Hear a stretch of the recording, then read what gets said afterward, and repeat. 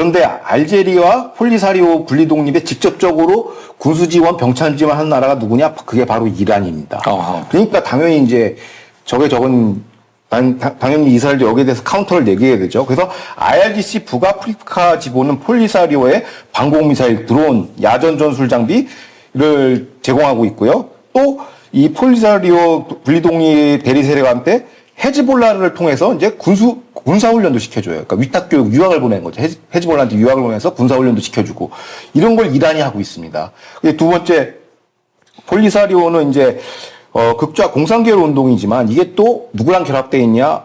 감독님이 앞서 얘기하신 것처럼 알카이다 아프리카 마그레브 지부 AQIM과 또 연대가 돼 있어요. 이른바 레드 그린 얼라이언스죠. 레드가 공산주의자라면 그래서 이제 공급망 경쟁에서 이란과 러시아를 지금 압도하고 있다라는 거예요. 모로코가. 왜냐하면 현지 생산 공장 설립을 통해서 북아프리카의 이제 최대 이제 군사 맹주로 지금 모로코가 격상하고 있습니다. 이스라엘의 도움으로. 그래서 이거가 어떻게 보면 그 밸런스 오브 파워를 완전히 엎어버린 거죠. 알제리가 예전에는 그 프랑스 식민지였어요. 그래서 식민지였다가 이 프랑스가 식민지를 이제 청산하고 알제리를 떠나긴 했지만 그래도 알제리는 이 프랑스 영향력 아래 있다가 몰라 하고 나온 거예요.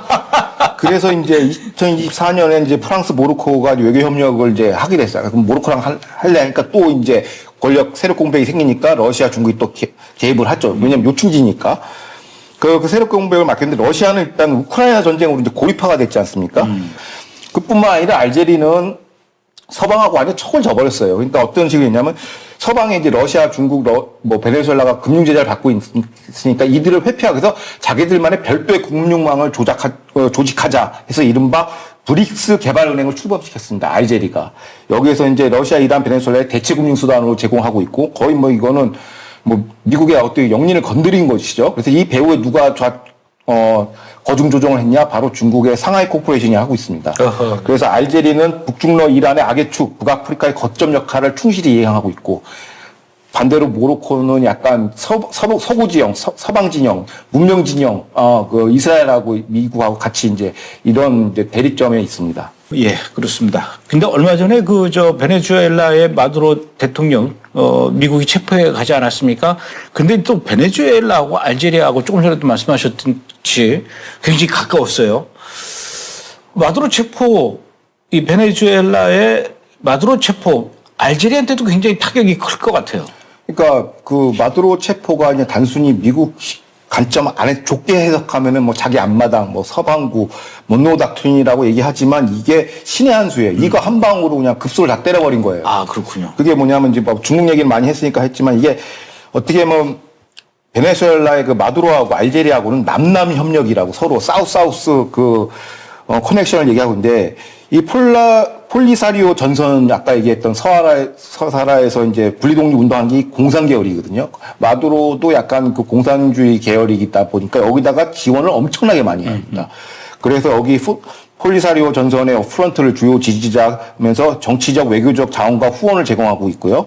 근데 마두로 체포의 후방 효과가 뭐냐면 이제 저유가 시대에 직격탄을 맞은 거예요. 그러니까 지금 브렌트유 가격이 배럴당 61달러에서 왔다 갔다 하는데 베네수엘라 생산 원유가 이제 미국이 대신 팔아주니까 회복이 되고 있죠. 그러면은 알제리나 나이지리아 같은 산유국들은 이제 또 재정이 빵꾸나는 거예요. 가격이 더 떨어지니까. 그래서 이 경제전에서도 이제 확 몰려버린 것이죠. 그러면 알제리가 돈이 없으면 어떡하냐. 러시아 무기도 못 사고, 중국 무기도 못 사고, 이런 형태가 되고, 팔리셔도 제대로 지원을 못 하는 거예요. 마치 이란이 경제난으로 대리세역 지원이 끊긴 거랑 똑같은 효과를 지금 그대로 중동에서 있는 걸 그대로 여기서 이제 북아프리카에서 실현이 된 거고, 그 핵심 축이 그 혈도가 바로 마두로 그 체포작전이었다는 것이죠. 이 외교정책은 이거는 두고두고 이제 트럼프 대통령이 연구 대상이라고 생각합니다. 아, 그래요?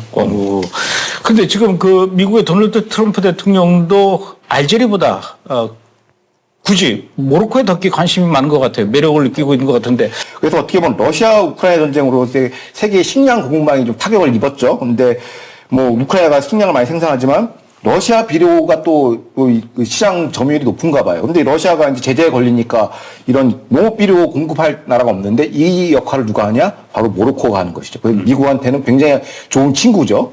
AI 전쟁에 누가 우위를 갖느냐의 문제예요. 그러면 모로코가 핵심 거점 국가가 되는 것이죠. 이른바 반중 AI 식량 배터리 공급망 싸움에서 지금 어떻게 보면 최첨병이 이제 모로코를 할 수 있죠. 그리고 또 아프리카 대륙에서 유일하게 금융 투자 허브를 갖추고 있어요. 금융을 잘해요. 아하. 금융을 굉장히 잘해요. 그 유대인의 흔적이에요. 다른 뭐 아프리카 하면 못 살고 맨날 뭐 투자하는데 모로코는 거의 뭐 대한민국을 보는 것 같이 거기서만 유일하게 그냥 시장 경제도 하고 오면서 이게 하는 거 보니까 군사 지원 해주니까 이제 격상이 되는 거죠. 산업 자원도 있고 군사력도 세지고 하니까 핵심 거점이 되고 미국이 우리랑 맺어야 될 관계를 발전시켜야겠다 해서 지금 무슨 주장이 나오냐면 미국의 이제 아까 이제 이유진 PD가 했듯이 중부군사령부가 중동 북아프리카 관여를 한다면 아프리카를 관여하는 또 미군 사령부가 있어요. 그래 아프리카 캄인데 그 본부가 지금 독일에 있거든요. 이거를 이제 모로코로 옮겨야 되는 거 아니야라는 얘기가 나올 정도로 미국하고 지금 급속도로 가까워지고 있고 이 깊죠. 그러니까 이 동맹도 우리가 눈여겨서 봐야 된답니다. 제가 전 세계 참 많은 나라를 가봤는데 아직 가보지 못했으면서 꼭 가고 싶은 나라가 어디냐면요. 어딜 것 같아요?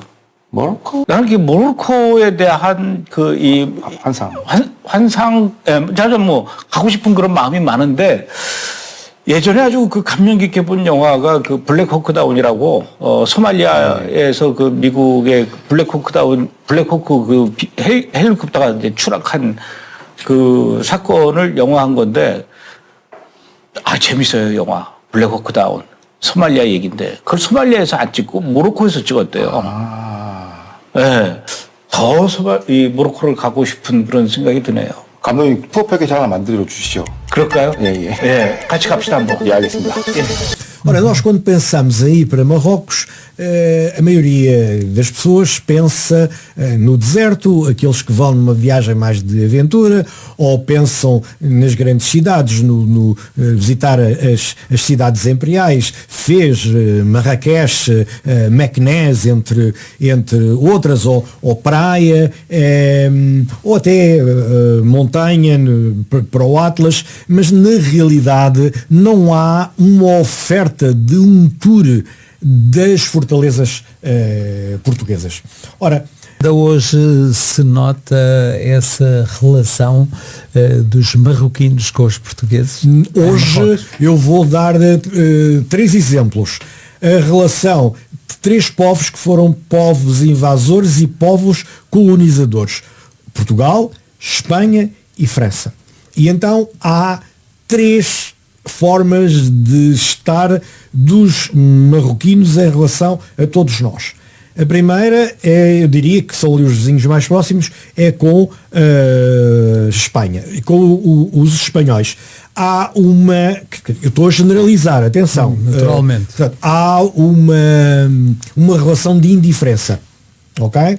A não ser que queiram comprar qualquer coisa. Então se querem comprar qualquer coisa e os marroquinos tiverem alguma coisa para vender, aí há muitos sorrisos e na realidade há Não importa a nacionalidade. Não importa, o dinheiro ali fala mais alto. Mas há dificuldades na passagem das fronteiras, há dificuldade nas patrulhas que estão, de polícia que estão na estrada, portanto não há uma grande empatia. Não há uma grande empatia.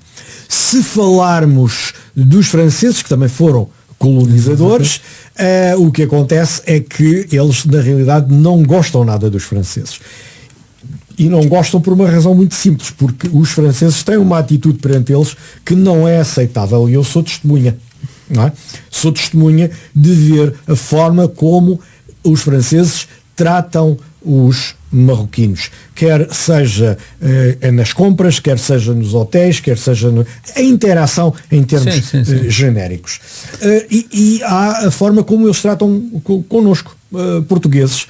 E nós temos, eu falo pela minha experiência, tivemos um grande embaixador que se chamava Figo, e portanto o meu passaporte português e vinha logo o Figo e isso era um quebra-gelo, não é? Era um quebra-gelo. E depois, obviamente, o Cristiano Ronaldo, porque eles sabem mais do Cristiano Ronaldo do que eu, que não sou um apaixonado por futebol. Portanto, em resumo, nós portugueses somos extremamente extremamente bem recebidos em Marrocos. Isto não quer dizer que não haja um ou outro caso de alguém que tenha uma atitude mais estranha, mais autoritária, ou que nos queira ludibriar num negócio menos claro, mas aí é em todo o mundo, não é? Portanto, portugueses, não tenham receio, podem ir em segurança para Marrocos, com as precauções que se tem em qualquer local quando se está fora do nosso país. Mesmo no nosso país temos de ter as nossas precauções.